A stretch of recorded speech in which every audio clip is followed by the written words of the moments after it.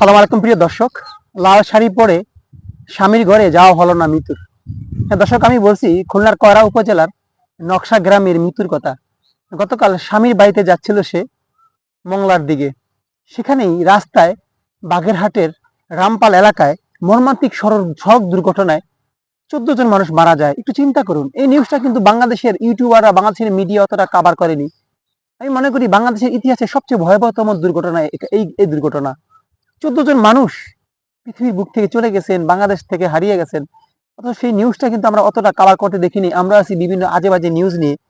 সেই লাল শাড়ি পরা মৃত্যুর কত ইচ্ছে ছিল, বাস্যঘর হবে, শ্বশুরবাড়ি যাওয়া হবে, কিন্তু তার যাওয়া হলো না। সে মাদ্রাসা পড়ুয়া ছাত্রী, বয়স 18 বছর। আজ তার লাশ সেই লাল শাড়ি পরিয়ে হয়তো কবর দেওয়া হয়েছে। একটু ভেবে দেখুন যে আমাদের জীবন, আমাদের মৃত্যু কত সন্নিকটে, আর আমরা সেই জীবন নিয়ে কত অহংকার করি, কতটা লোভ লালসা করি, কতটা দেমাগ দেখাই, ঠিক না?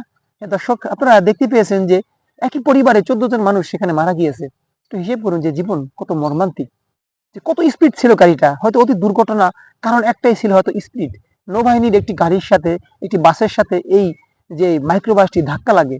সেখানে বিএনপির একজন ওয়ার্ড সভাপতি, সম্ভবত ওনার নামটা আমি ভুলে গেছি, ওনার পুরো পরিবারটাই শেষ হয়ে গিয়েছে, একেবারে নিঃশেষ হয়ে গেছে। পরিবারে কেউই আর বেঁচে নেই। দোয়া করি মহান আল্লাহ তাদেরকে জান্নাতবাসী করুক। আসলে এইসব নিউজ দেখলে হৃদয়ের ভিতরে কেমন যেন কাঁপন ধরে যায়।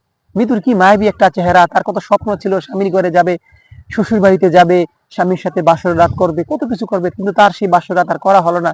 তার সেই বাসর রাতটা হয়ে গেল তার একাকিত্ব কবরের ভিতরে, জেলখানার ভিতরে। অথচ এরকম নিউজ আমরা প্রতিনিয়ত দেখি, কিন্তু তারপরও আমাদের হুঁশ ফেরে না, আমাদের সে দুর্ঘটনা কমে না। আমি দোয়া করি মহান আল্লাহ প্রতিটা পরিবারকে জান্নাতবাসী করুক। একই পরিবারের এতগুলো মানুষ হারিয়ে গিয়েছে, পুরো গ্রামে শোকাহত হয়ে গিয়েছে। আর সে সম্ভবত মংলার দিকে যাচ্ছিল তার শ্বশুর বাড়িতে, কিন্তু তার আর যাওয়া হলো না শ্বশুর বাড়িতে। সেখানে পথিমধ্যেই তার জীবন শেষ হয়ে গেল। এই হলো আমাদের জীবনের বাস্তবতা। আর এই জীবন নিয়ে আমরা কত অহংকার, কত লোভ লালসা, একজন আরেকজনের সাথে আমরা কথা বলি না, রাগারাগি করি, আমরা হিংসা করি, লোভ লালসা করি। একটু ভেবে দেখুন ভাই, আজ আমি এখান থেকে ভিডিওটা করে যে আমি বাসায় যেতে পারবো, তারও কিন্তু কোনো হদিস নেই। এটার নামই জীবন, এটার নামই বাস্তবতা। তাই আসুন অহংকার, লোভ লালসা ভুলে গিয়ে, মানুষের সাথে ভেদাভেদ ভুলে গিয়ে কাঁধে কাঁধ মিলিয়ে সবাই একসাথে কাজ করি। তাহলে বাংলাদেশটা, তাহলে পৃথিবীটা দেখবেন যে সুন্দর হবে, আরো সাবলীল হবে।